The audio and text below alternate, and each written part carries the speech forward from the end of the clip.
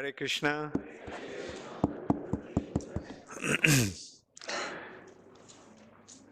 So, tomorrow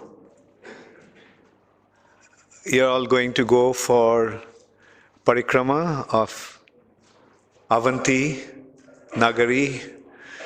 This Avanti or Ujjaini, the original name of this place is Avanti. And this place is considered to be one of the 7 holy places of India. This is the place where Krishna and Balaram came to study in the ashram of Sandipani Muni. Krishna Balaram came here to study. And Krishna came once again to win the hands of the princess of Avanti. And her name was Mitravinda. So Krishna, this is also Krishna's Krishna's in-laws' house.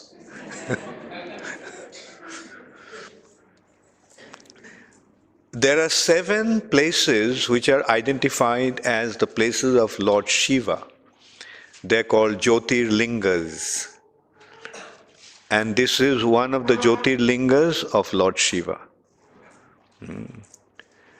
This place is the temple of Mahakal. Maha means great and Kal means time. The manifestation of the Lord is in the form of time, and that manifestation of time is Lord Shiva. So here Lord Shiva is present in the form of time. And this is the place where there are 4 places in the world where Kumbh Mela takes place. Kumbh Mela takes place in the 4 places where 4 drops of nectar fell during the time of churning of the milk ocean. Today I'll briefly discuss about that also. So this is the place where nectar fell, and as a result of that, this festival, the spiritual festivity called Kumbh Mela takes place. Those 4 places are Ujjain is one, Nasik, Haridwar, and Prayag, Allahabad. So, year 2016 will be the Kumbh Mela here. So it will be a big festival where they're expecting at least 50 million people to come.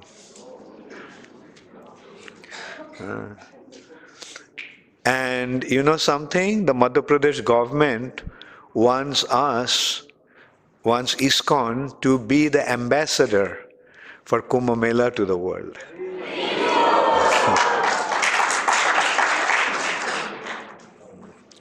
They want ISKCON to do the representation and publicity of Kumbh Mela.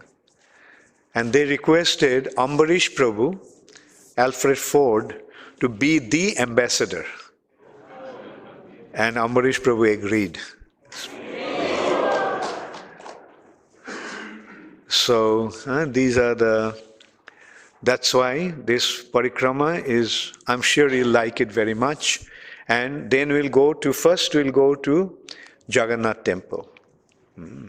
Jagannath Temple is just about 7 minutes drive from here, where we have a setup called Midday Meal Program, ISKCON Food Relief Foundation program. And here we are feeding only 25,000 students. Actually, the number has dropped. And we can increase, but we are deliberately not increasing. The number dropped to 21,000.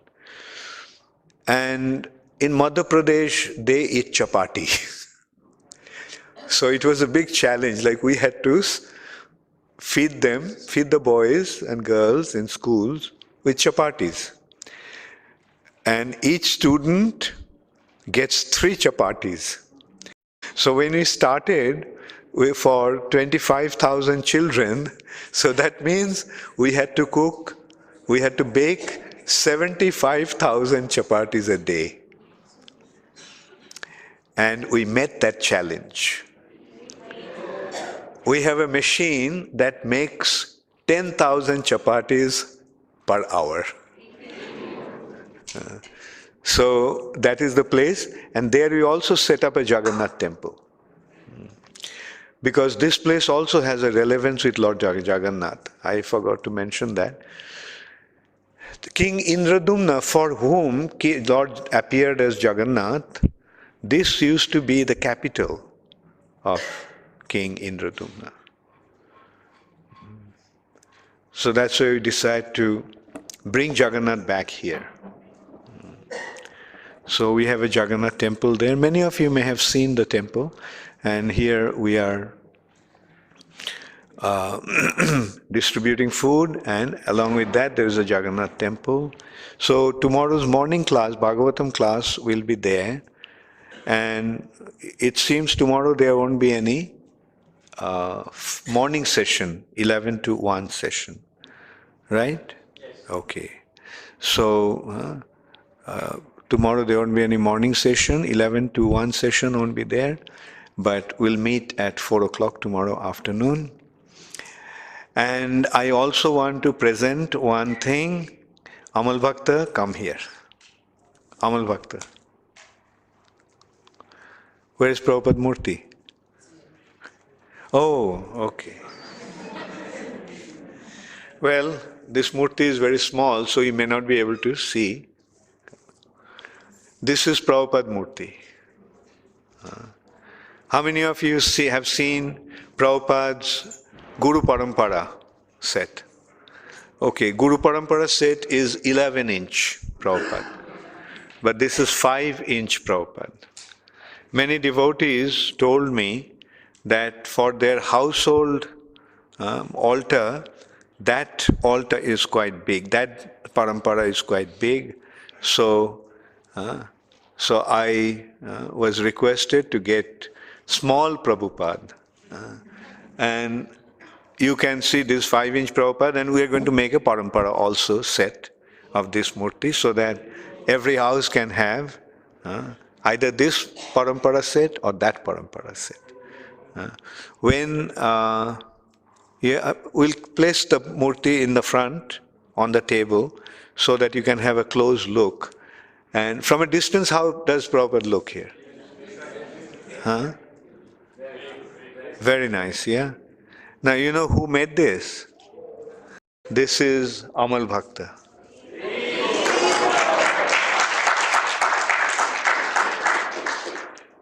You can see he's an artist, very talented artist. That Guru Parampara also, the bigger one, Amal Bhakta actually made them. And it's beautiful, Prabhupada Murti. And he's also doing the casting. And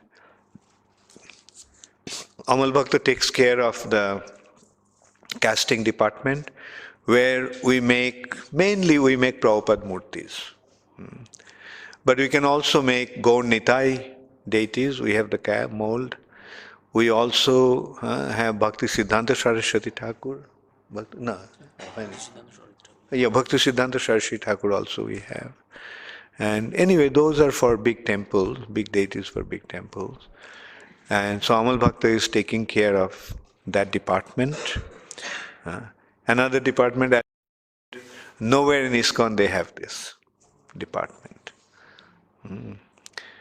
Because nowhere else in the world there is Amal Bhakta. Thank you, Amal Bhakta.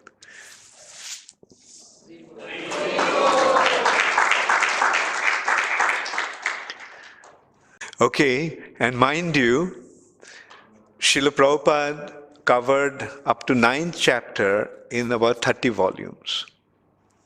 And Prabhupada 9 cantos, Prabhupada's idea was to complete Srimad Bhagavatam with 60 volumes. 60 volumes. And out of that, 30 volumes would cover up to 9th canto. And other 30 volumes, Prabhupada wanted to describe the 10th canto. That means Prabhupada wanted to take 10 cantos, half the time for the 10th canto.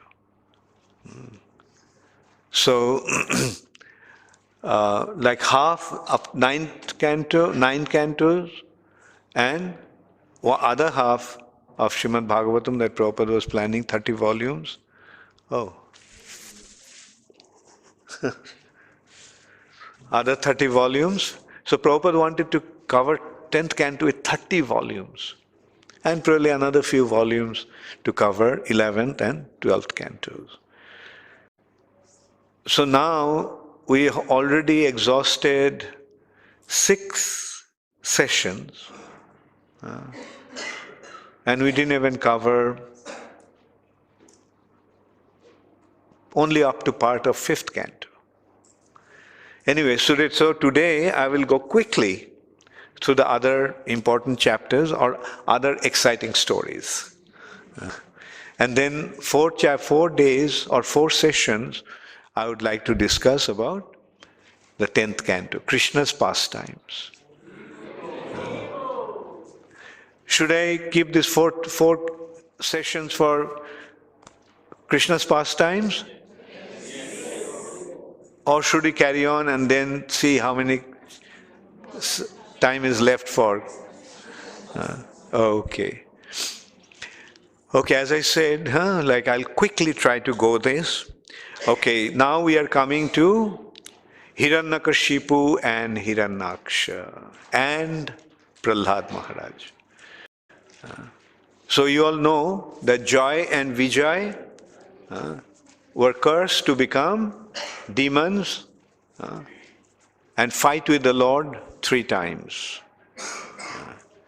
So those Jai and Vijay came as Hiranyakashipu and Hiranyaksha. They were the 2 sons of Diti and Kashyap. Kashyap is another Prajapati, and he was a progenitor. He married many wives, and out of them one was Diti and the other was Aditi. These Aditi's sons are the demigods. Indra, Chandra, Varun, etc. Agni, Surya, Agni, Jam. And so Diti became envious that Aditi's sons are so illustrious. So she approached her husband for children. But unfortunately, she approached him at a wrong time, in the evening, at the twilight, at the time when the ghosts and pisachas and hobgoblins roam around. An inauspicious time. So Kashyapa told that, look, this is not the right time for such activity. But she, being very driven by her lust, she forced him, or then Kashyap had to comply to her request. And he also warned her that you are going to give birth to some very, very inauspicious beings. And the result of that, 2 sons were born. And they were Hiranyakashipu and Hiranyaksha. Right after their birth, they started to grow. And in a very short time, they became as tall as if they were reaching the sky. Extremely powerful and extremely uncontrolled, extremely violent. And they were just roaming around, challenging everyone, especially Hiranyaksha. And Hiranyaksha was going to places, challenging different demigods and others. So when he went to Varuna, in his kingdom called Bibhavari, when he reached the place called Bibhavari, and that is in the underwater kingdom of King Varuna, and he challenged him to fight. So Varuna told him that, look, I am no match for you. So fighting with me, you are not going to get any joy. You'll defeat me very easily. So there's no reason, no need for you to fight with me. So fight with somebody who is equally powerful to you. So he asked, tell me, who is equally powerful to me? Is there anyone who is as powerful as I am? He said, yes, there is someone. Who is that? Hari. Where is Hari? Hari is everywhere, but it's difficult to find him. But if you try hard enough, then you may be able to see him. You may be fortunate enough to see him. So then, Hiranyaksha saw that one very strange being that looks like a boar, but had a gigantic form, and he was lifting the earth from the lower region of the universe. When Hiranyaksha, one of the hobbies of Hiranyaksha was to collect gold. His eyes was always looking for gold. Therefore his name is Hiranya, means gold, Aksha means eyes.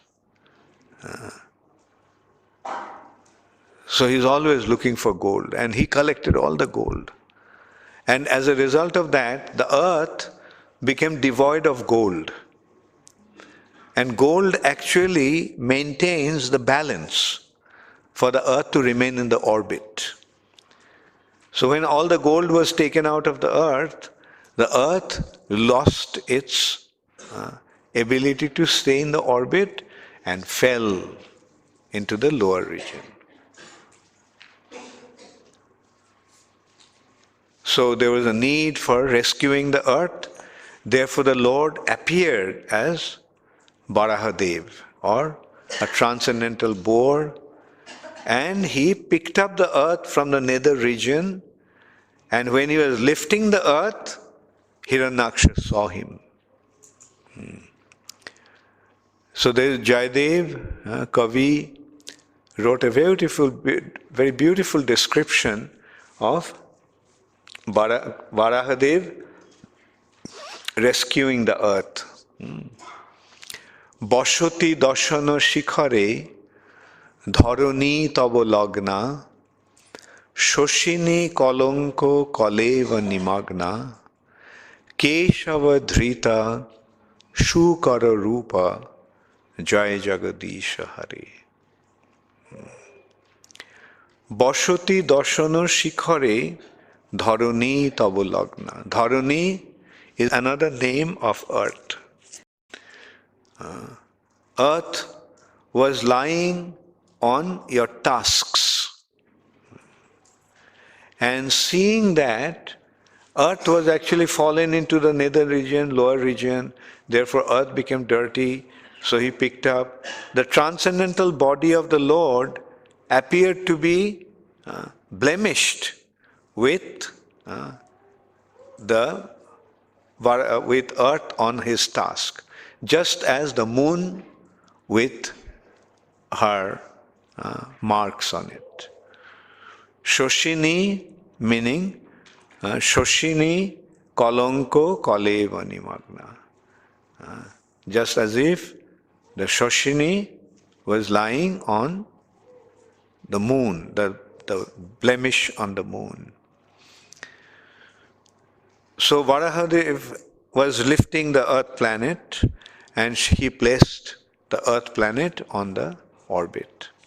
So earth was rescued, but Hiranyaksha became very upset.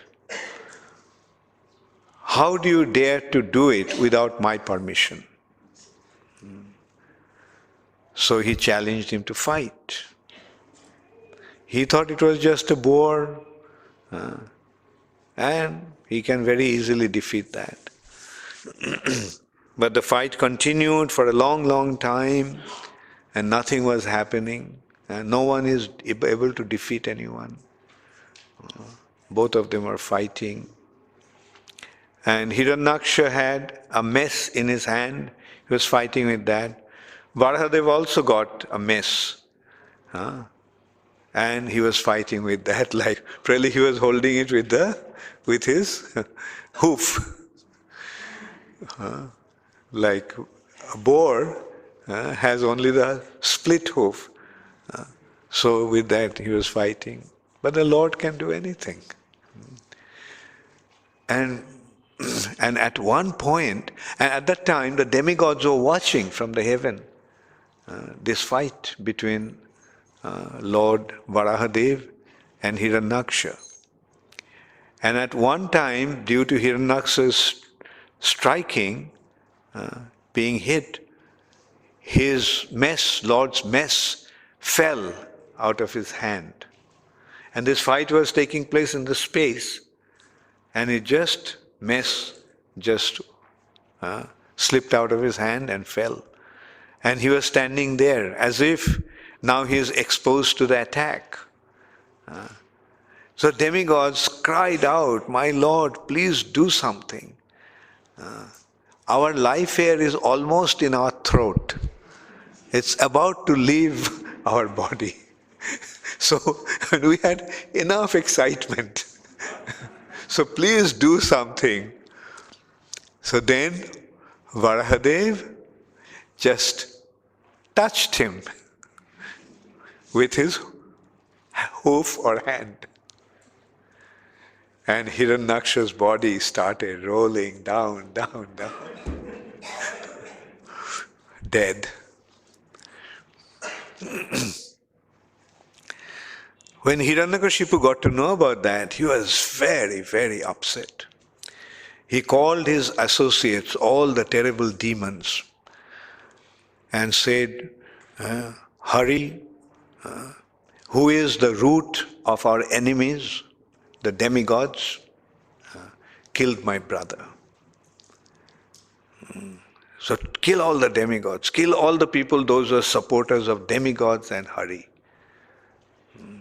Burn all the places where they worship the demigods and their fountainhead, Hari.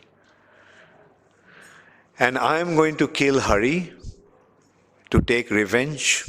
With my trident, I'll kill him, and with his blood, I'll perform the funeral rites, the last rite of my brother to satisfy his soul." Then he went to his family members. His mother, Diti, was very, very heartbroken due to the loss of her son. And all the other members were lamenting. Now this is also another very nice aspect of these demons.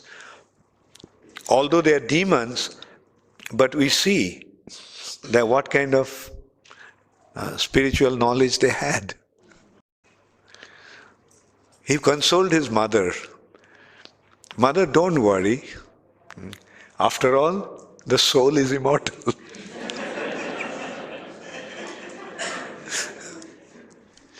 It is due to the Maya, one assumes the form.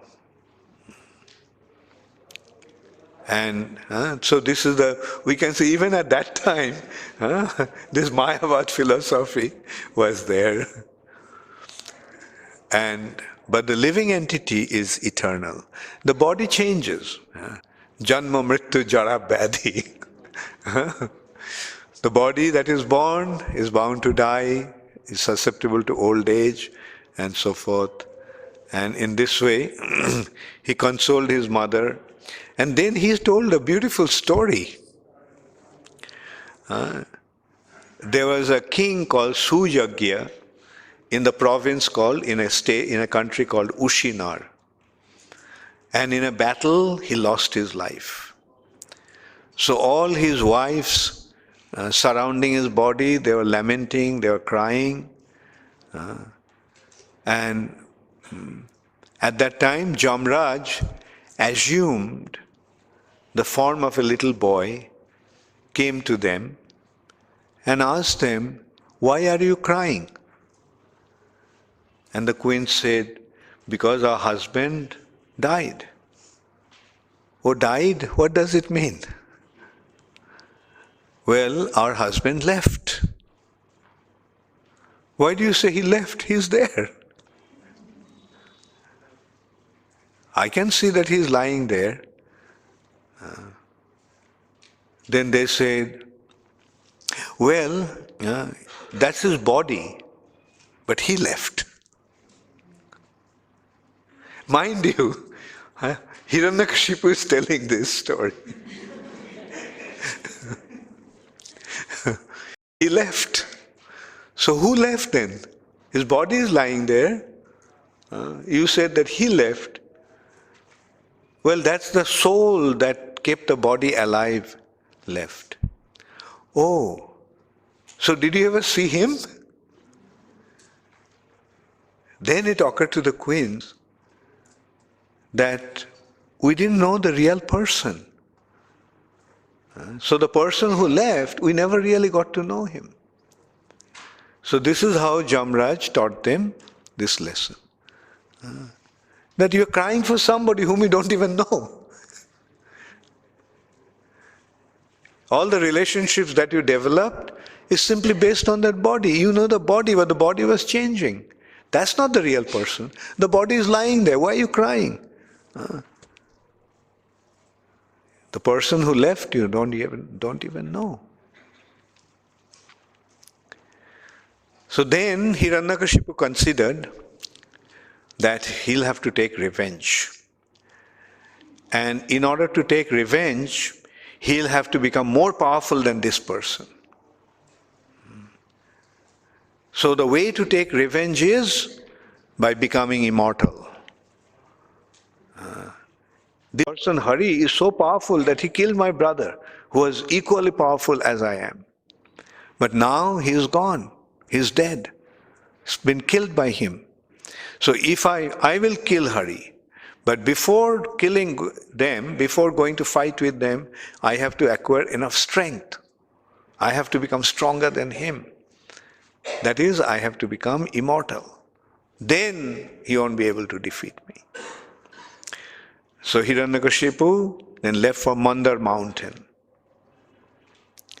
And on the top, he went on top of the Mandar mountain, stood there on one leg, practically standing on the toe, with his hands raised upwards, not moving, not taking food, not eating anything, not sleeping, just stood there like that.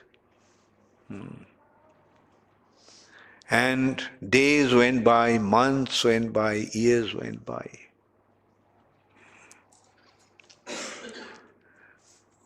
Motionless, he was standing there. And in the meantime, the ants came and they got a good supply of food. So they started to eat the body of Hiranyakashipu. They ate his skin, they ate his flesh. Years went by, so they started to eat. Then they went inside his body, started to eat his stomach, lungs, heart, nerves, brains, everything was eaten up. Only the skeleton was standing. Such terrible austerity. And his heart is gone, eaten up. So his life air was preserved within his bone marrow. Such severe austerity created so much heat that heat reached the heavenly planets, upper planetary system. The residents there couldn't stay there anymore because it's so hot. So they approached the Lord. They approached Brahma. Do something, like we can't, it's unbearable, we can't stay here anymore.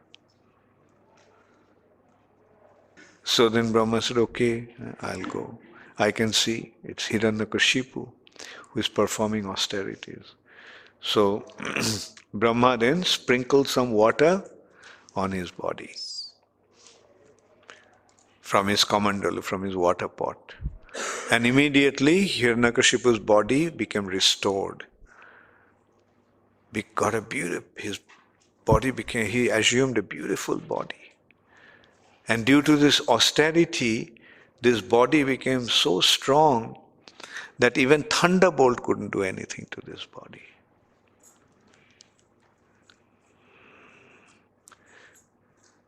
So Brahma asked, okay, Hiranyakashipu, what's the matter? Why are you performing such austerity? He said, I want to be immortal. Brahma said, I can't give you that boon, because even I am not immortal, so how can I give it to you? So Hiranyakashipu thought that Brahma is trying to trick him, lying him in this way. So he said, when Brahma refused to give him immortality, then Hiranyakashipu asked, okay, then give me the boon that no man, animal, Rakshasa, Daitas, Danavas, serpent, he named everything, won't be able to kill me. Brahma said, fine, tathastu, granted. Give me the boon that I won't be killed by any weapon, granted. Give me the boon that I won't be killed on the space or land or water, granted.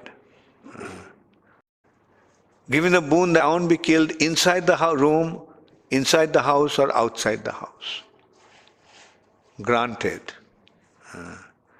Give me the boon that I won't be killed during the day or at night. Granted. So now Hiranyakashipu felt that he has become immortal. No weapon can kill him, no man can kill him, no animal, no Rakshasa, Danava, Daita can kill him. He won't be killed in the space or on the ground. He won't be killed during the day or at night. He won't be killed by any weapon. And Hiranyakashipu started to terrorize the whole world. In the meantime, when Hiranyakashipu left to perform austerities, the demigods attacked his kingdom. And at that time, his wife, Kayadhu, was pregnant. So they arrested Kayadhu and they were taking her to their abode in the heavenly planet so that when the child would be born, they would kill the child. So on the way, Narad Muni confronted them. He said, why are you tormenting a woman? You are so honorable person. Torturing a woman is not befitting a gentleman. So they said, no, we are taking, this is Hiranyakashipu's wife, and we are taking, he is pregnant, and when the child is born, we would kill him because the demon's son will become another demon. Then Narad Muni said, no. The child that is in the womb of this lady is a great devotee. So there is nothing to fear from him. So then the demigods left Kayadhu. So Kayadhu had no place to go. So Narad Muni took Kayadhu to his ashram. And in his ashram, he also blessed Kayadhu that until your wife comes back, the child will not be born. Because people may talk if the child is born in his ashram, who is the father, etc. So he gave the benediction that the child won't be born until Hiranyakashipu came back. And every day Narad Muni used to instruct Kayadhu on the topic of Krishna consciousness. And Prahlad, sitting in his mother's womb, used to listen to all those instructions.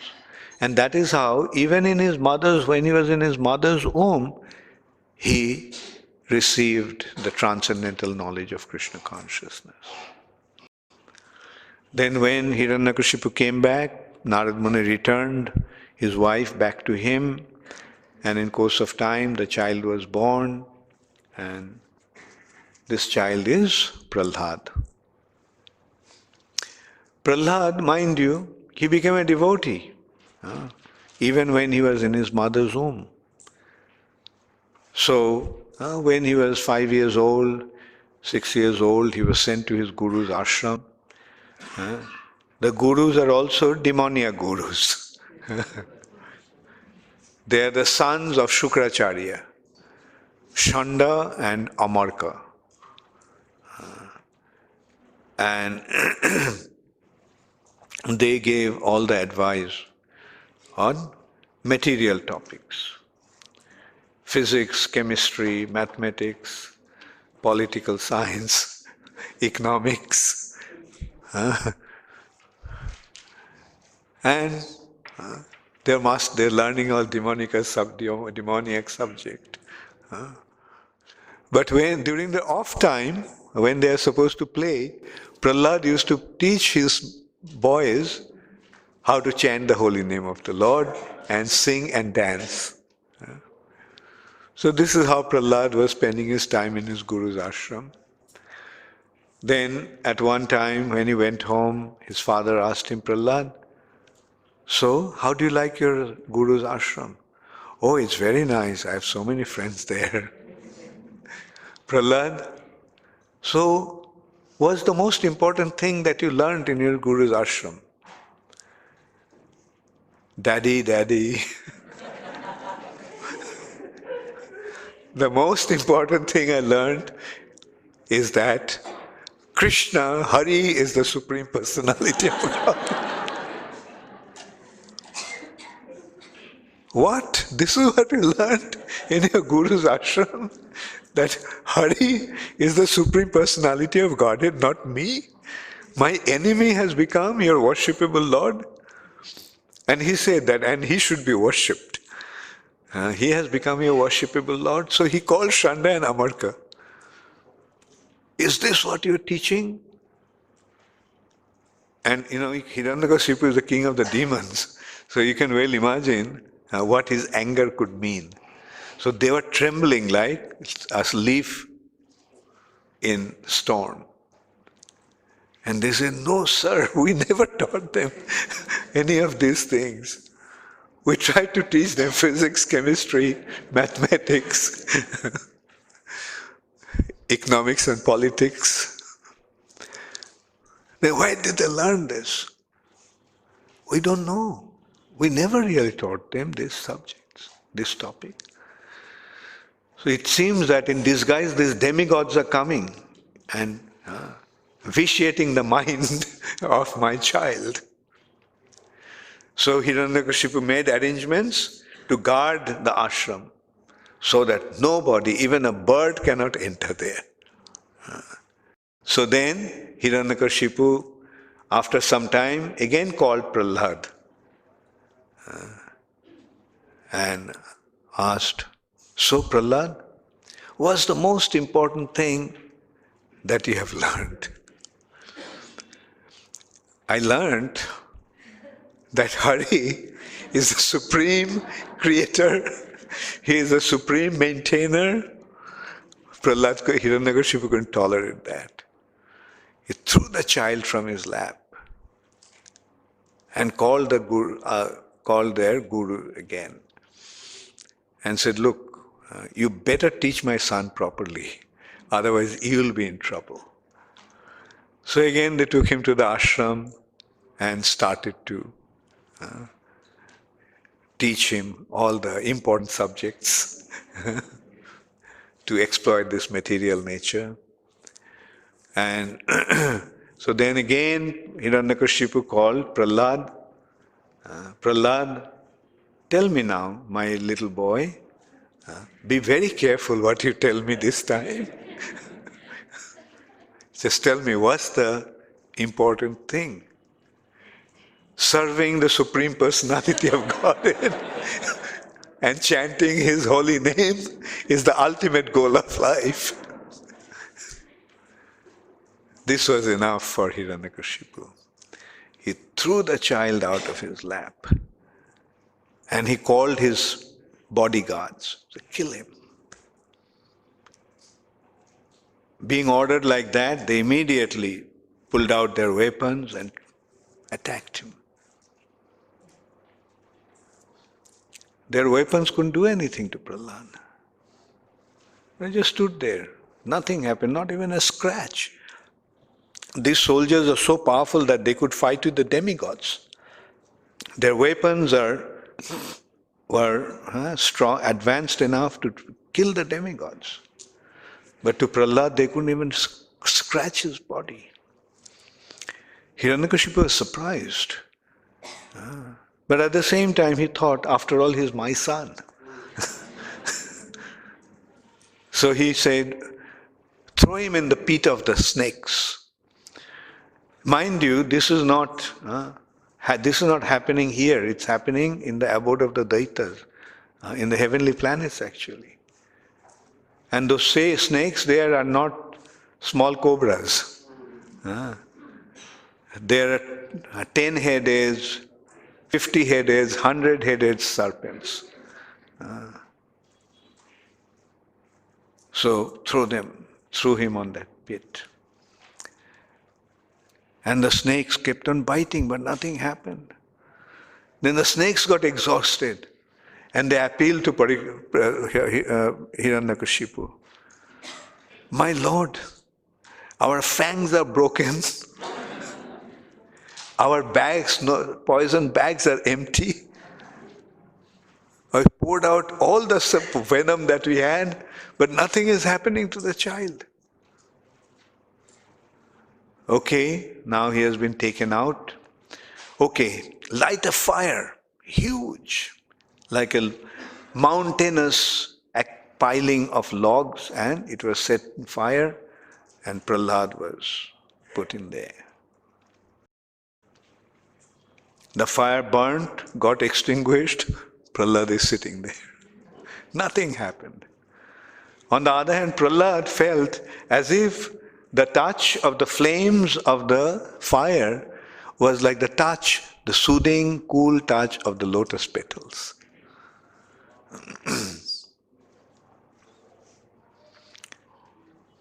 Okay, this also didn't work. So throw him from top of the mountain. So Prahlad was taken. Hiranyakashipu was standing there to see that they're executing the mission properly. From top of the Sumeru mountain, Prahlad was dropped. Nothing happened. Midway, Krishna caught him, placed him on the ground.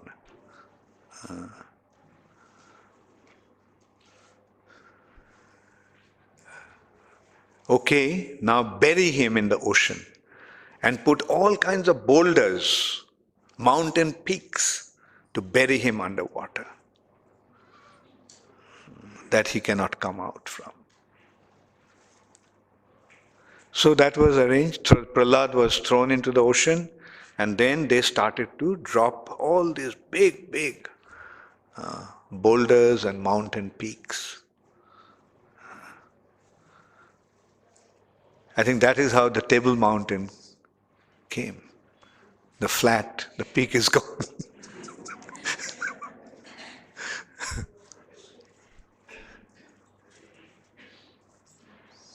And when Hiranyakashipu thought that, well, finally, the kulangar, the fire that is going to burn the whole family has been taken care of. But then all of a sudden he saw that Prahlad moved all those big, big boulders at ease, and he came out of that water.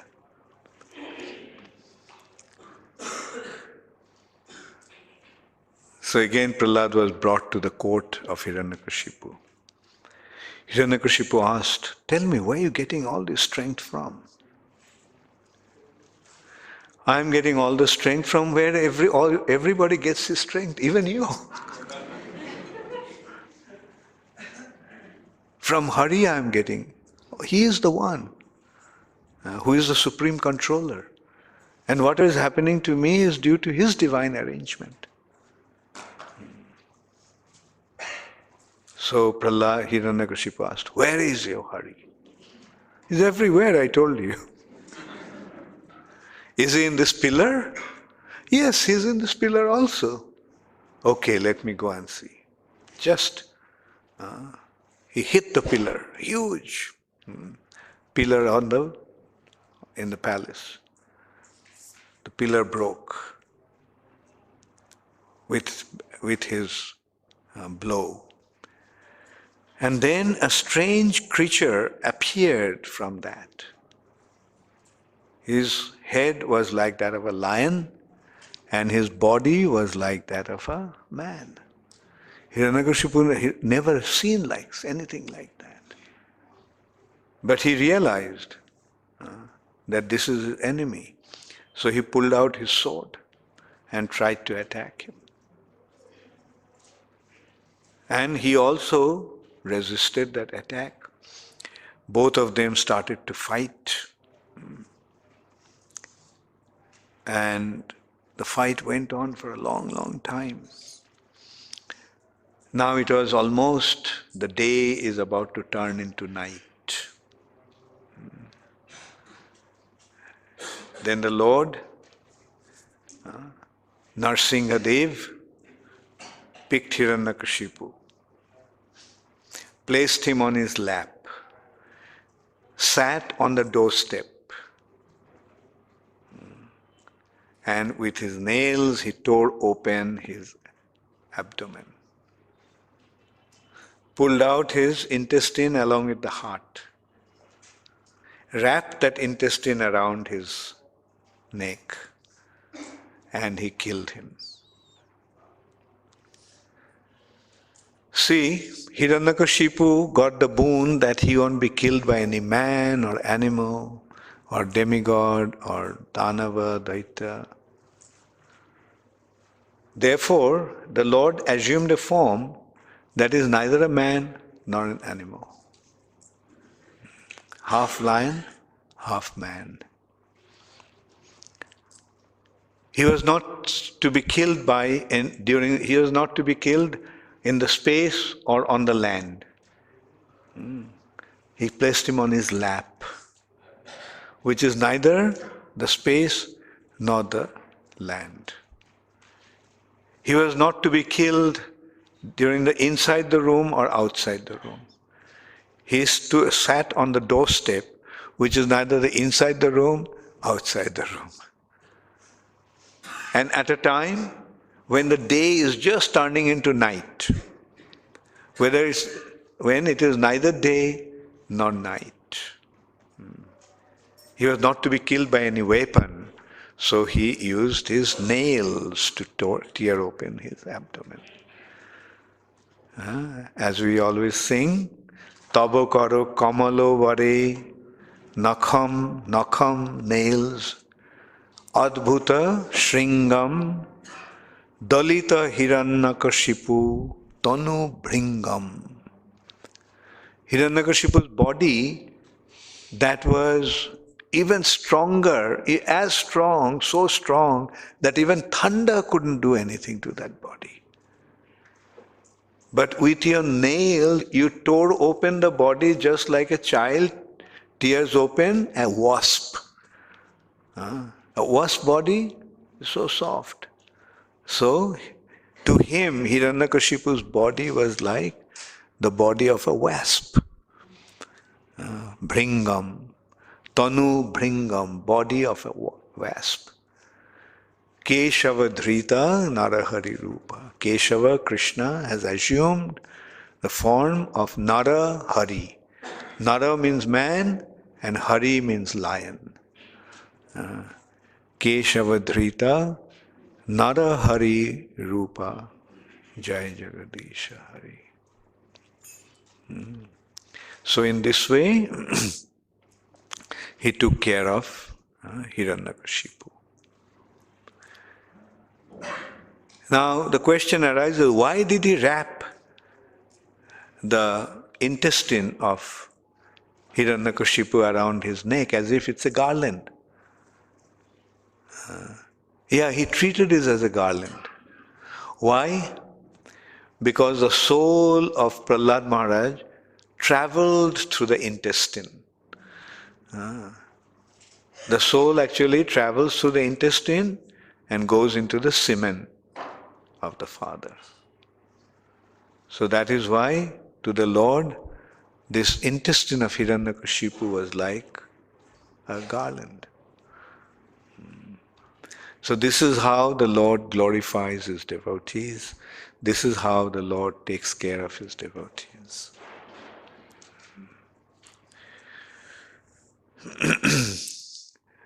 Okay, let me see. I thought I'll tell quite a few stories today, but what to do once I start?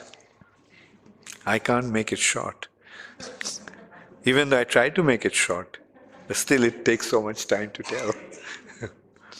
Okay, I'll tell one story very shortly, very quickly. There was an elephant, king of the elephants. He went to the ocean, went to the lake to sport with his wives. And when he was sporting in the water with his wives, she elephants, then a crocodile came and caught him by his leg. And they started to fight for a long, long time.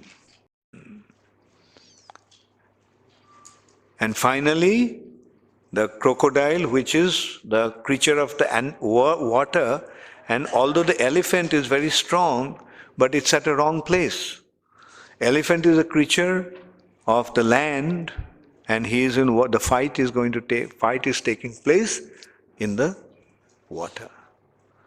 So very soon he was defeated. And when he was about to leave his body, the elephant realized, now the time has come for me to leave my body. So he picked up a lotus that was in the water, and he offered the lotus at the feet of the Lord, and he prayed to him, my Lord, now that I am leaving my body, please give me your shelter. So immediately the Lord came. And with his disc, chakra, he cut the head of the crocodile. And in this way, he rescued Gajendra. So this story is known as Gajendra Mokshan. At that point, Parikshit Maharaj asked that how come this elephant actually even remembered the Lord in spite of being in an elephant body?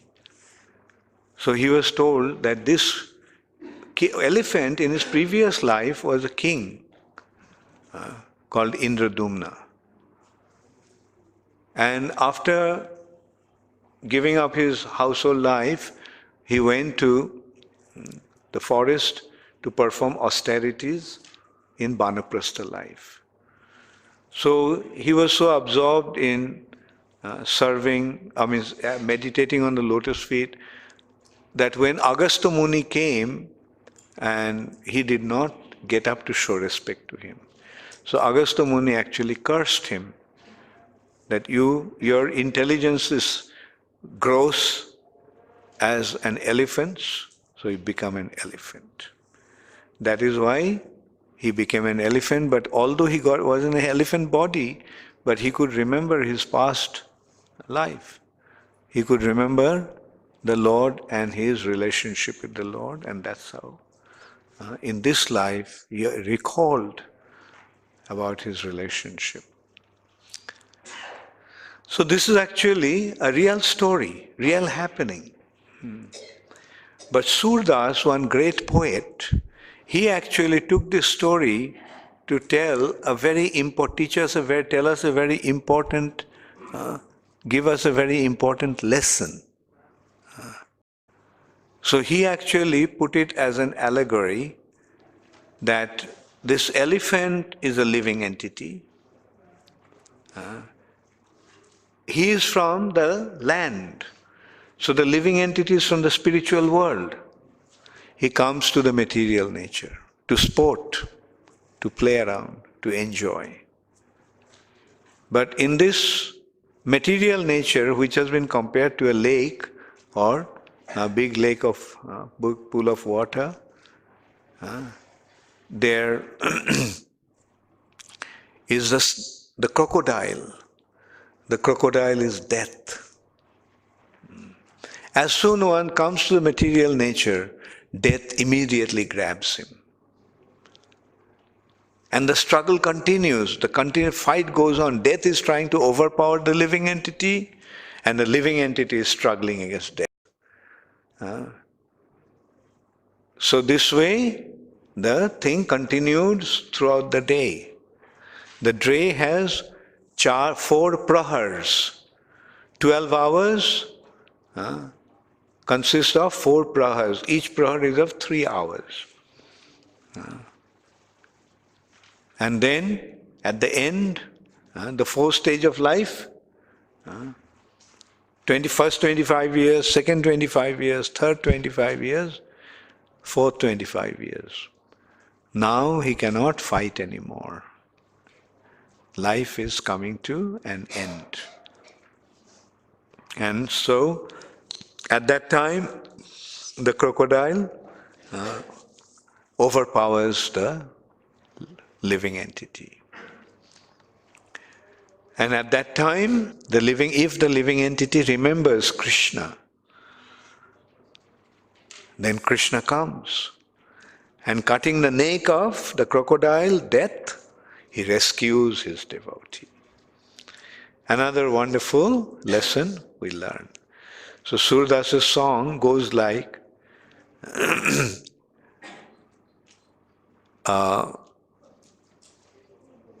He Govinda, He Gopal, Rakha Sharana, Avato Jivana Hari. Neera Pivana, that's actually the beginning. Neera Pivana Heto Gayo, Sindhu Ke Kinare. Sindhu beach basata graha, Charana Dhari Pajari. Neera Pivana, in order to drink water, the elephant went to the lake. And in the lake, there was a crocodile. And the crocodile grabbed him by his foot, by his leg. And Neera Pivana Heto Gayo Sindhu Ke Kinare, Sindhu Beacha Basata Graha. Graha means a crocodile. Charana Dhari Pajari. Chara Prahara Juddha Bhayo. For 4 prahars, the fight continued. Le Gayo Majidhari. And after that, the crocodile dragged the elephant into the middle of the lake. Le Gayo Majidhare, Naka Kana Dubana Lage, Now the elephant is drowning, drinking water through his nose and ears. Krishna ko pukare. At that time he calls out to Krishna. Dwarka से चले गोपाल गरुड़ के बिछारे चक्र से ग्राहों को मारी गजराज को उधारे. At the time Krishna was in Dwarka, so from Dwarka he came with riding on Garuda, and with his chakra he cut the head of the crocodile and rescued Gajendra, the king of elephant. सूर कहे श्याम सुनो शरण ई तोहारे अब हमारे पार करो हे नंद के दुल्हारे.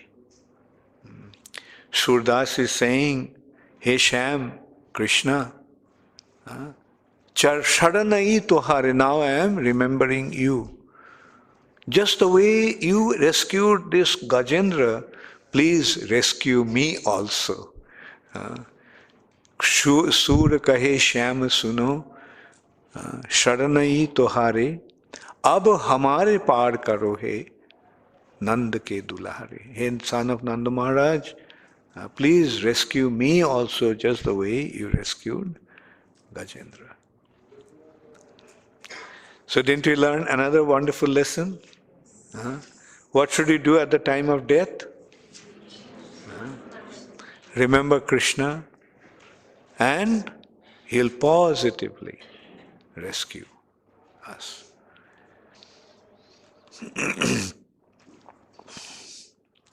Okay, another anecdote, as I told you, that I will tell about the churning of the milk ocean and getting the nectar. So, the consideration was how to attain immortality. So Lord advised the demigods that churn the milk ocean. Get all the herbs, medicinal herbs, from the earth planet and put them in the milk ocean and make Mandar mountain the churning rod, make King Bashuki the rope for churning. And so you churn the ocean. Now you won't be able to do it yourselves. So take the help of the demons. Make truce with them and tell them that we'll churn out the nectar and we'll share it. So Indra then went to Bali Maharaj, the king of the demons, and proposed. Bali Maharaj said, okay, fine. And so he got the demons to also take part in that. But when they went there, Bashuki's head and tail, like one side was Bashuki's tail, the other side was Bashuki's head. So the consideration was who will take the head. The demon said, the head is the prestigious part, so we'll take the head. So that is what happens when people become proud. They end up making the wrong choice. So they just took the head side of Vasuki, and the demigods got the tail part of the Vasuki, and they started churning. Did you ever see how churning is done? In the modern world, you have a blender and mixer. So you don't use this churning device. A rod, and they put the rope around it, and then they pull it. When they pull it, then the rod rotates, and that's what makes it churn the milk or yogurt. So that is how they started to churn. Now, because of this friction, because of this tension and exhaustion, from Bashuki's mouth, the poison started to come out, hot flame.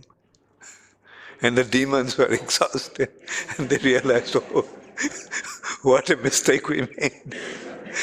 Better would have been to give this part to the demons, to the demigods. Or before that, something happened. The demons and demigods collectively uprooted the Mandar mountain. Now, mind you, Mandar mountain is not in this planet. And it is, I don't know how many times, maybe 100 times higher than Himalayas. So they carried the Mandar mountain with great difficulty, brought it to the milk ocean. And as they put it, the mountain sank. So now they're completely frustrated. What shall I do? Like, we brought the mountain with so much trouble, and now the mountain sank in the milk ocean. So they started to pray to the Lord. Then the Lord said, okay, I will hold this mountain on my back, and the Lord became a tortoise. That is the Kurma avatar.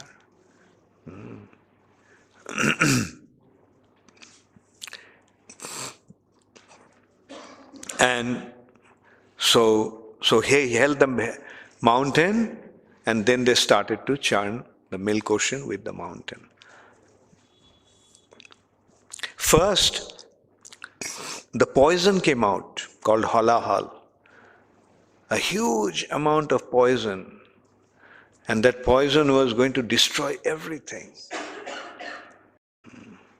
So the Lord asked Lord Shiva to drink that poison.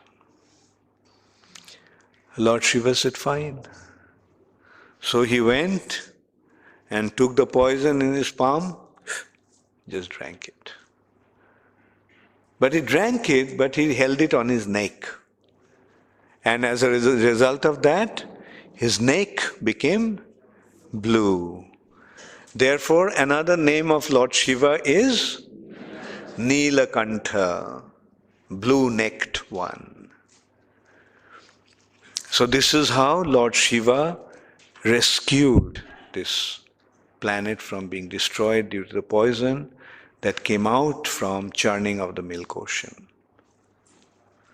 Then the nectar came, then various other things came. Airavat came, the elephant that Indra took. Then Uchchaishrava, horse came. And this was something that the demons took, something that came out that the demigods took. And then Lakshmi Devi came.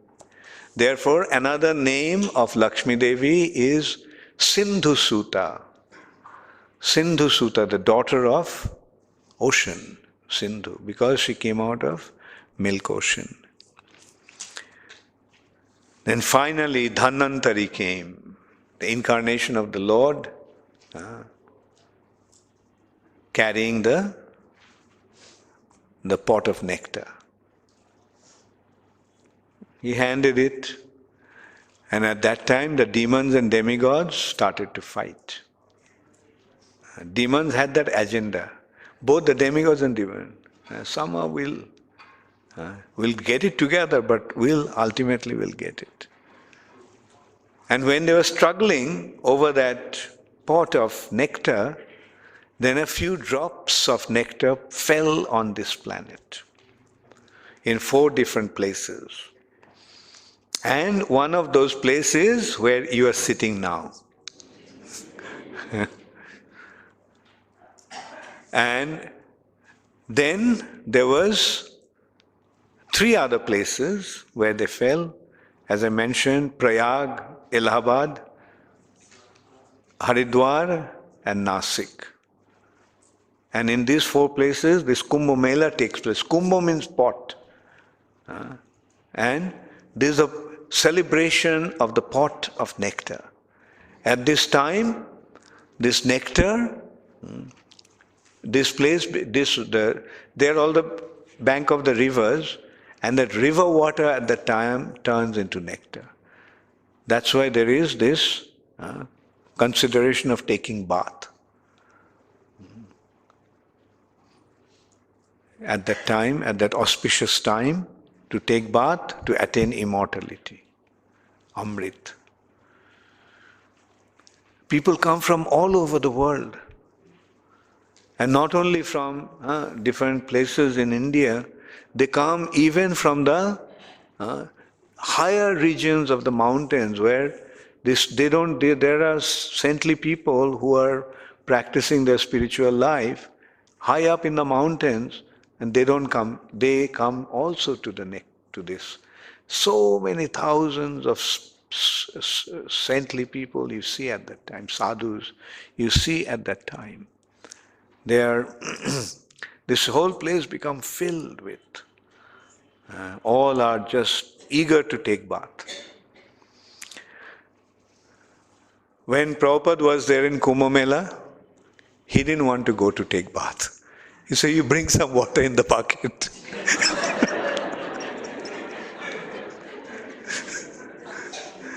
And Prabhupada just took a bath in that bucket. Prabhupada didn't pay much heed to all these activities. Why not? Because we are already plunged in an ocean of nectar. Anandambuti vardhanam, purnamrita shvadanam. So we don't have to worry about this taking bath. That happens only once in a while. Let them go for that nectar. We have the real nectar. The real nectar of the holy name of the Lord. So this is how the churning of the milk ocean took place. What took place between the demigods and demon.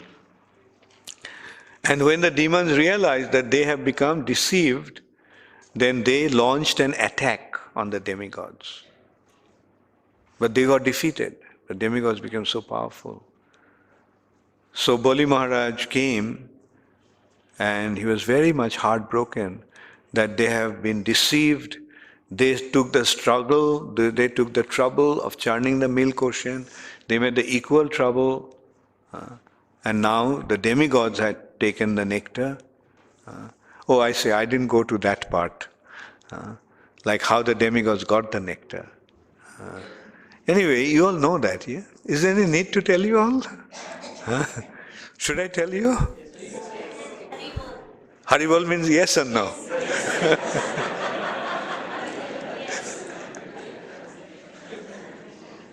So, when they were struggling, so at that time, the Lord came, assuming his Mohini Murti, the most enchanting female form. And the demons, who are naturally very lusty, they just forgot everything. They just kept on looking at her. And she took advantage, the Lord took advantage of that, and he said, give me the pot. Don't fight among yourselves. Be good boys. The demon said, fine. Take. Now you stand on lines. Now you sit on line. I'll distribute it. And the demigod sat on one line and the demon sat on the other line. And seeing that Mohini Murti of the Lord, the demons forgot about the nectar. They just kept on looking at her with their mouth wide open and eyes popping out of the...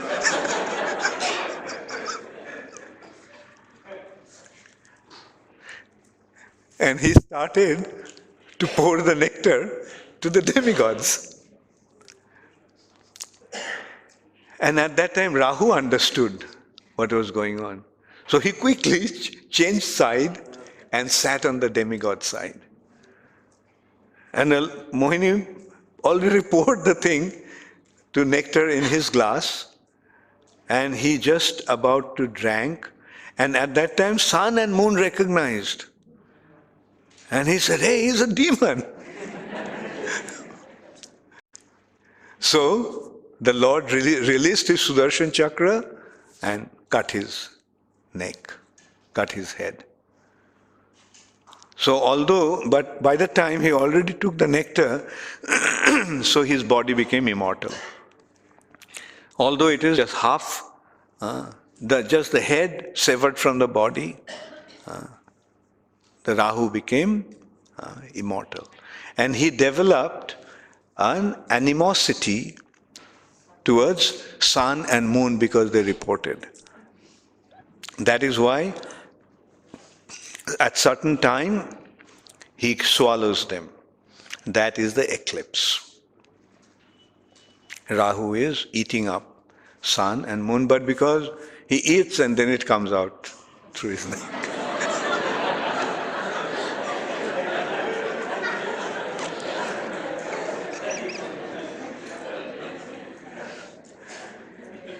So, and then finally, by serving the demigods, the pot became finished. He said, the demon, I'm sorry. No more nectar left. And they realized that they have been tricked by Narayan, who is always favoring the demigods. So, Bali attacked, but he was defeated. Now the demigods became so powerful. So Sukracharya told Bali, you perform a sacrifice called Vishwajit Yajna. And with that, performing that Yajna, you'll become very powerful, then you can launch an attack on the demigods.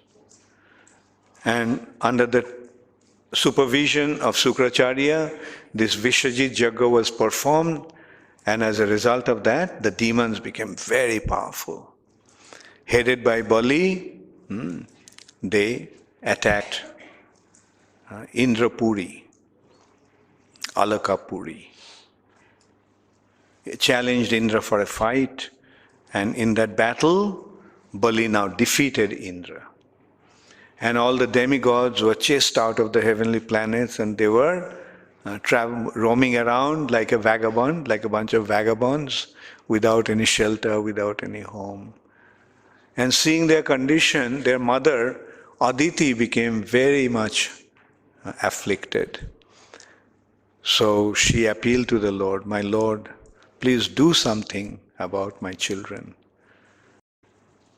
So the Lord assured, okay, I will come.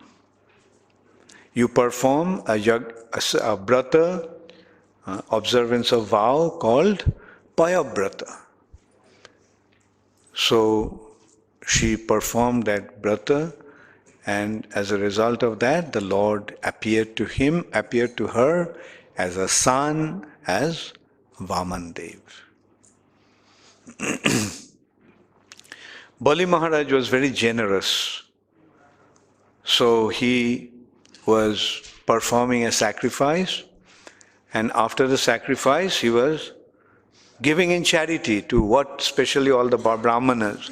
Whatever a Brahmana wanted, Bali Maharaj was ready to give it to him.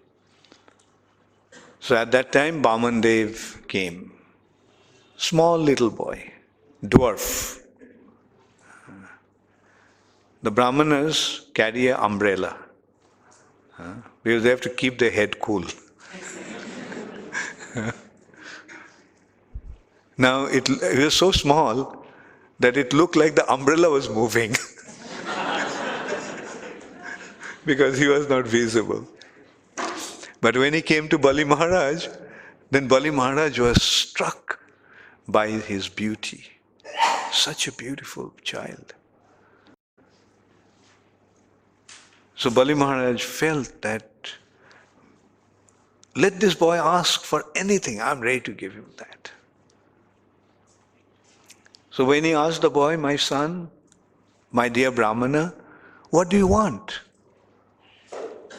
And he said, I just want 3 steps of land. He said, what? 3 steps of land? You came to Bali, who is famous for his charitable nature. Ask for anything, kingdom, wealth, cows, horses, elephants, wives, anything that you want, I'll give it to you. He says, no, all I need is 3 steps of land to lie down. To lie down, all we need is just 3 steps of land. So what's the use of asking for anything more? Because in this material nature, what is of any value? So when he declined to take anything else from Bali Maharaj decided to grant it. Okay, if that is what you want, I'll give it to you. Sukracharya said, Bali, be careful. This is Hari.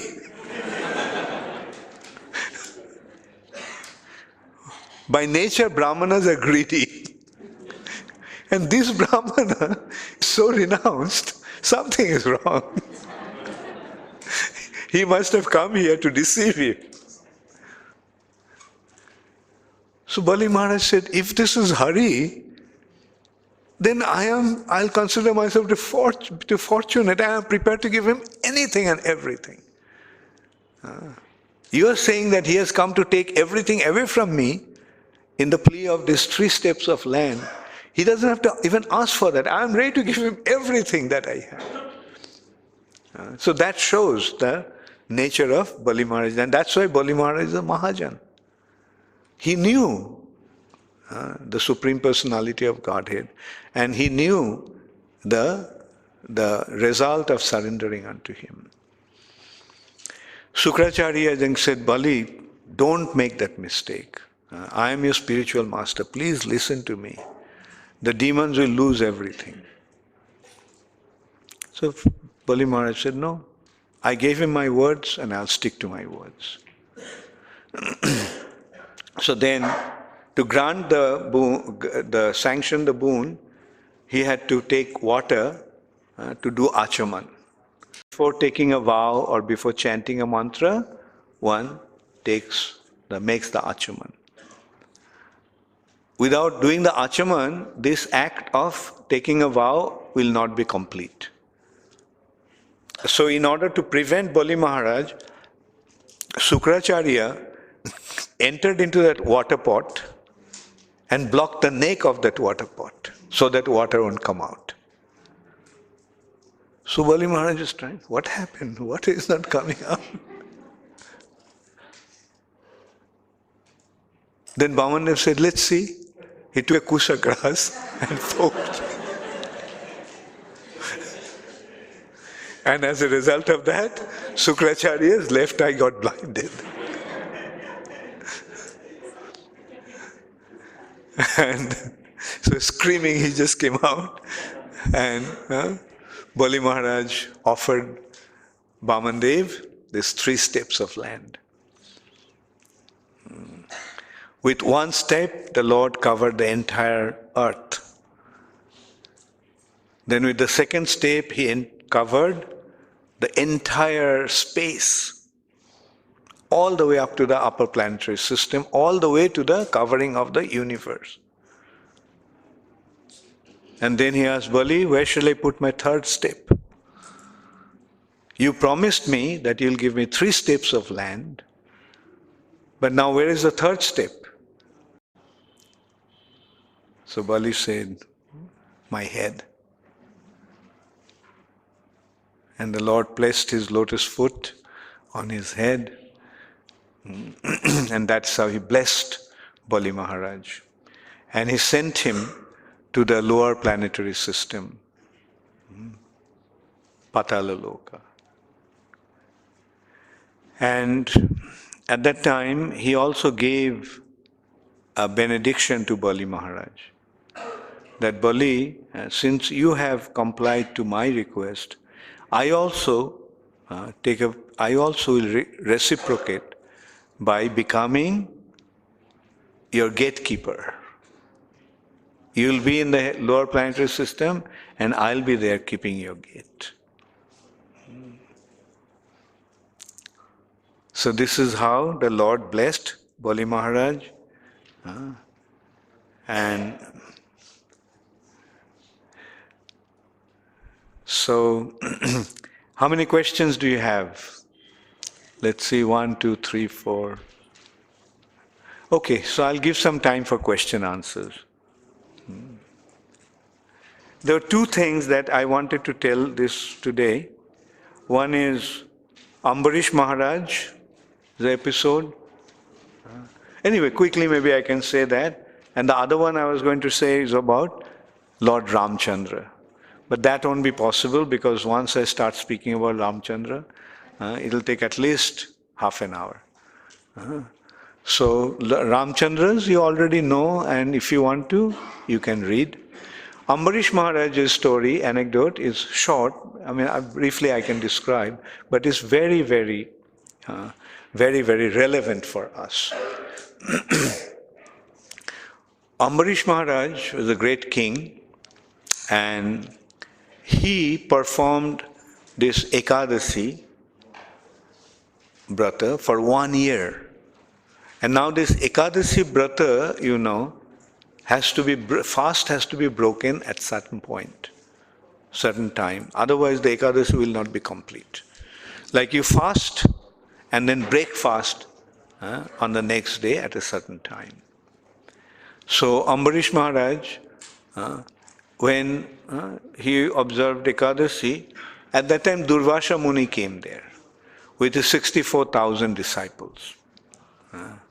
So Ambarish Maharaj told him, please go take your bath and then you please come and take your prasad here. So Durvasha went to take his bath with his disciples, and it was taking a long time, and he was not coming back, In the meantime, the time of Paran, the breakfast time, was about to expire.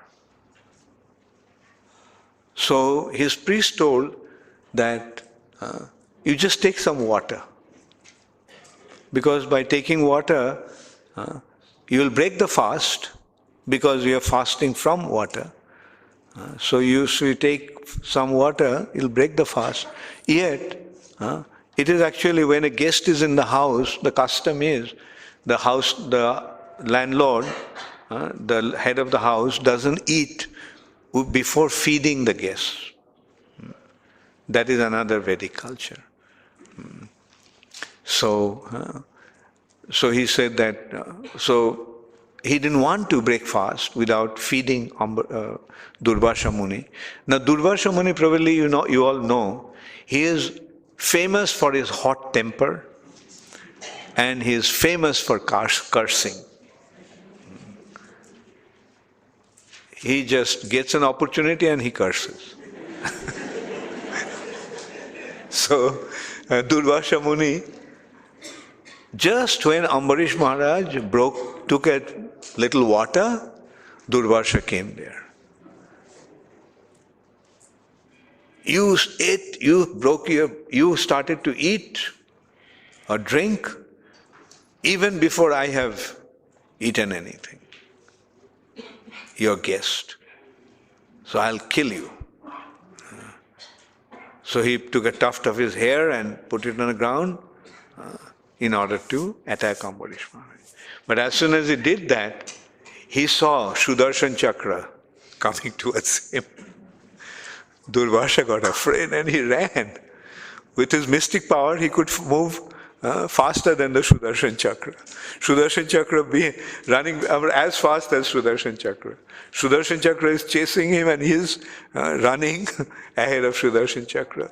He went to all different places. He went to Parvati, he went to Lord Shiva, and they all said, look, we can't do anything. We can't do anything. We can't help you from Sudarshan's attack. It's the Lord's own disc. Who can ever prevent it? So then Durvasha Muni went to Vaikuntha planet and told the Lord, "My Lord, please save me from your Sudarshan." Lord said, "I can't do anything. The offense that you have committed to my devotee, only if he forgives you, then only Sudarshan will stop, not otherwise." So Durvasa then went to Sudarshan, went to Ambarish Maharaj. And when he came to Ambarish Maharaj, Maharaj Ambarish told him, "If that is the case, it is for my sake. I didn't take any offense." And then he started to pray to the Sudarshan Chakra. "Oh Sudarshan Chakra, please take all my pious activities. If at all I have any pious activities, take all the pious activities and don't harm this Brahmana." Then Sudarshan stopped. And then the Lord says, "See, this is the quality of a devotee. Even though someone commits an offense to such an extent that he wanted to kill him, but when he came and begged forgiveness from him, he is prepared to give all his pious activities in his favor." So did you learn something from this episode? Sure? How many of you think that you learned? Please raise your hand. And if you think that you are going to practice it also yourself, what you learned, then raise both your hands and say, "Hare Krishna, Hare Krishna, Krishna Krishna, Hare Hare, Hare Rama, Hare Rama, Rama Rama, Hare Hare." Srila Prabhupada ki, Harinam Mahamantra ki, Gaur Premanande, Hari Hari Bol.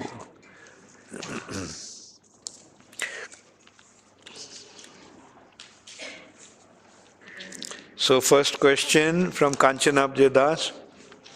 Dearest Guru Maharaj, please accept my humble obeisance. All glories to Srila Prabhupada, all glories to your divine grace. It is mentioned that Indra is not a pure devotee. However, Lord Shiva is the greatest Vaishnava. Which other demigods are pure devotees of Krishna? The demigods are devotees, but they are called Karma Mishra Bhaktas. They are the devotees with karma, fruitive desire. They are devotees of Krishna to fulfill their fruitive desires. Like they are devotees of Krishna to ask some favor from him. Give me this, give me that. That is the situation of the demigods. Lord Shiva is not a demigod. Lord Shiva is the god of the demigods, Devadi Dev.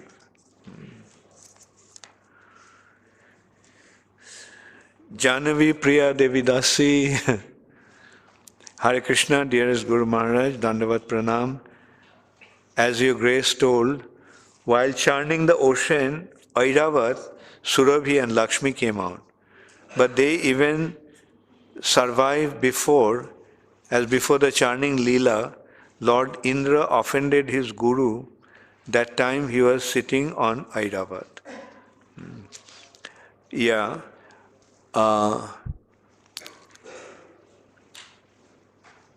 Yeah, that's true. He lost his... Yeah, so maybe it's a mistake. Not Airavat. Ucheshrava came. The horse came, not Airavat. Thank you, Janavi. You got it?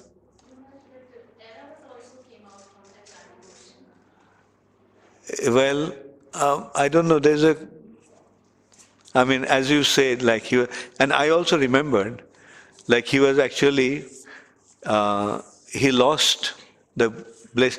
Then again, Lakshmi left at that time. And he was in Airavat because Durvasa gave him this garland and Indra put it on Airavat's head. And then Airavat actually took that garland and threw it away. So that's why Durvasha got upset and he cursed that Lakshmi will leave you. Airavat, that's it. I think during the milk ocean I have to see the churning whether Airavat came or not. It came. I see. Okay. So both are correct.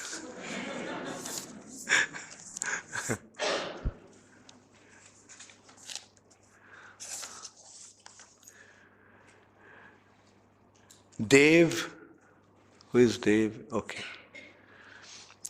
Dear Maharaj, Dandavat Pranam, kindly help me understand when the Lord is capable of manifesting himself anywhere, anytime, as per his sweet will, why does the Lord uses Garuda as this preferred transportation system?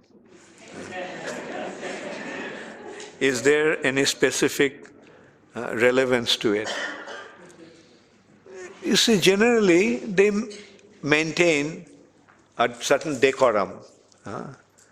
That when somebody has to carry, somebody has to ride on some carrier.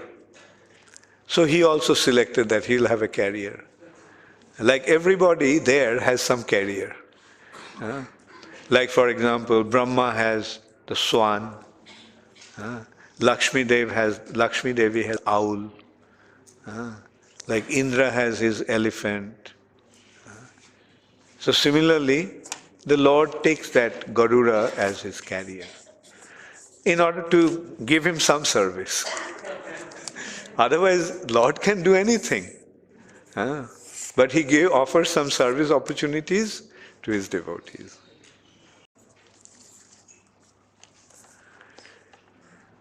This is Ananta Prem Das. Dear Guru Maharaj, please accept my humble obeisances, all glories to Srila Prabhupada. Why all the holy places and rivers are in India, not in other parts in the world? Why does the Supreme Personality of Godhead incarnates only in India and not in other parts of the world? Sometimes people ask me these questions, but I don't know the answer. Because, you see, certain places have certain characteristics. India is the place, Bharat Varsha is the place which is in the mode of goodness. And in the mode of goodness, the saintly people stay. So the Lord comes to please or protect his devotees, saintly people. And because they are generally used to be in India, that's why he used to come in India. Because this is the holy place. Like one example we can consider in this way, in Delhi, the capital of India, there is an area called Chanakyapuri. And all the embassies are in that area. Right? So similarly, all the abodes of the Lord is in that special place called Haridham. So that is the thing. Mainly because it's in the mode of goodness. But we also must remember that in the age of Kali, everything has become a khichdi. All got mixed up. So India is not the land of mode of goodness anymore. That's why the Lord made arrangement that now let this Krishna consciousness movement spread all over the world, not only in India. And the Lord is manifesting himself in the form of his name everywhere. And his devotees are not only in India, his devotees are everywhere.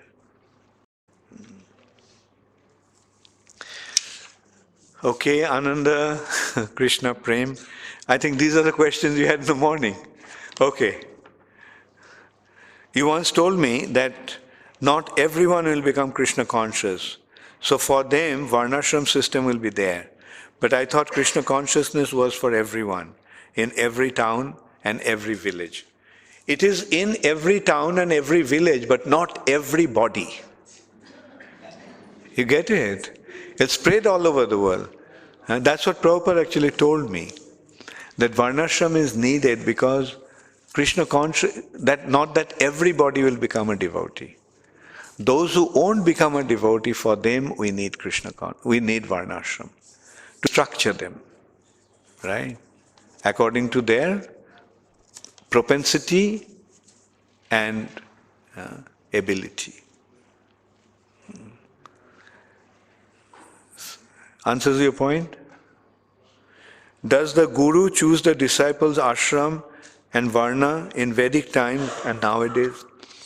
Yeah, Guru sometimes used to do that. Like one very nice example is there was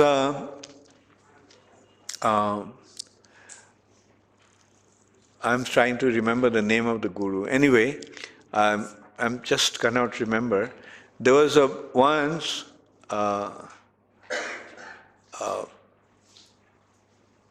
a boy came to this Guru, and Guru asked him, "What is your gotra?" Means, what is your family line? And so he said, "I don't know. Maybe I'll just go and ask my mother." So he went to his mother and asked. So his mother told him that in my youth I was serving many people, and that's how I got you. So I don't really know who is your father.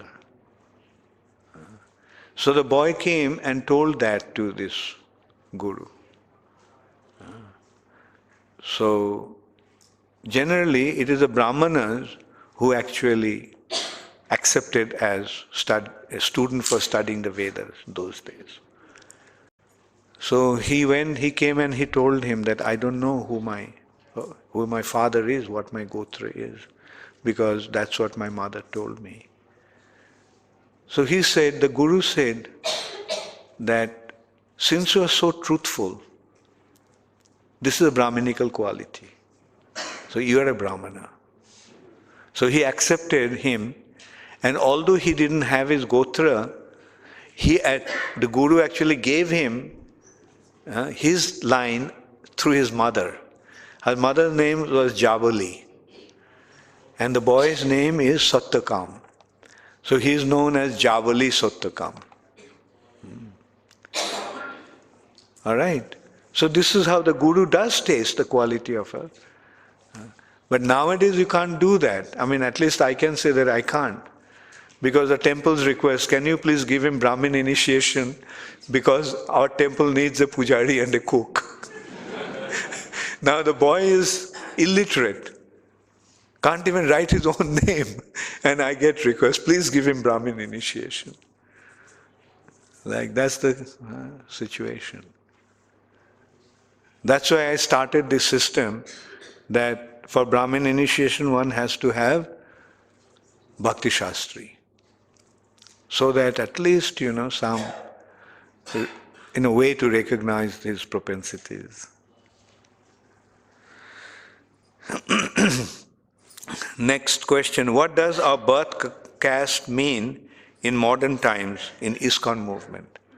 In ISKCON movement, we all belong to one gotra, called Achyuta Gotra. That is Lord's Gotra. So nowadays, American, Europeans, Christians, Jews, Muslims joining ISKCON, and they're accepted from Achyuta Gotra. All right? So these are you have another question. Why did Pandavas discriminate against Karna when he was obviously a great warrior by skill, if not by birth?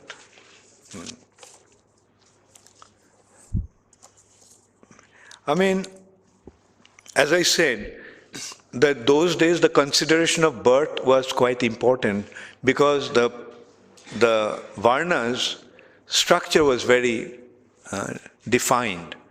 Like generally in the family of a Kshatriya used to be born. But if he didn't, then he was not recognized as a Kshatriya or a Brahmana. Like for example, Ravan is born in a Brahmana family. But do we recognize him as a Brahmana by birth? No, he is not.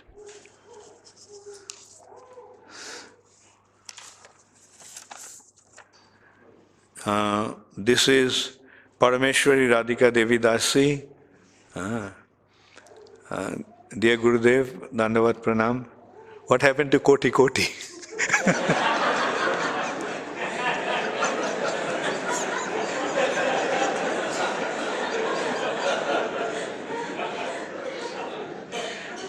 My question is, why did Lord Shiva hold poison in his neck?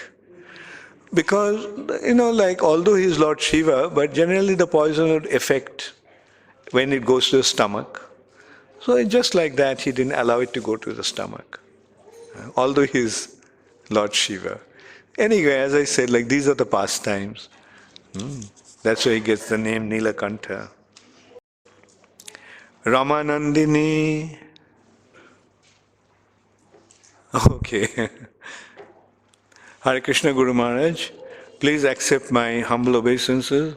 All glories to Guru Maharaj, all glories to Srila Prabhupada. Thank you for the beautiful and riveting narrations of Srimad Bhagavatam. May I ask what was the purpose of Chitraketu in taking the form of the demon Vritrasura? As I said, it was the curse of Parvati. Parvati cursed him, and that's why he became a demon. Right? Did he take this form only because of being cursed, or was there a further purpose of this position, of this pastimes? Yeah, you see, one activity also unfolds in many other, revealing many other purposes. It happens. Like you can say that, this had to happen to kind of teach Indra a lesson, teach us a lesson on top of everything. Didn't we learn a beautiful lesson from him? That even as a devotee, even if we are cursed, we don't care. Although sometimes we get, of course, but generally in an advanced stage, we don't get affected by that. Thank you very much. All glories to Srila Prabhupada. Gaur Premanande Hare Hare.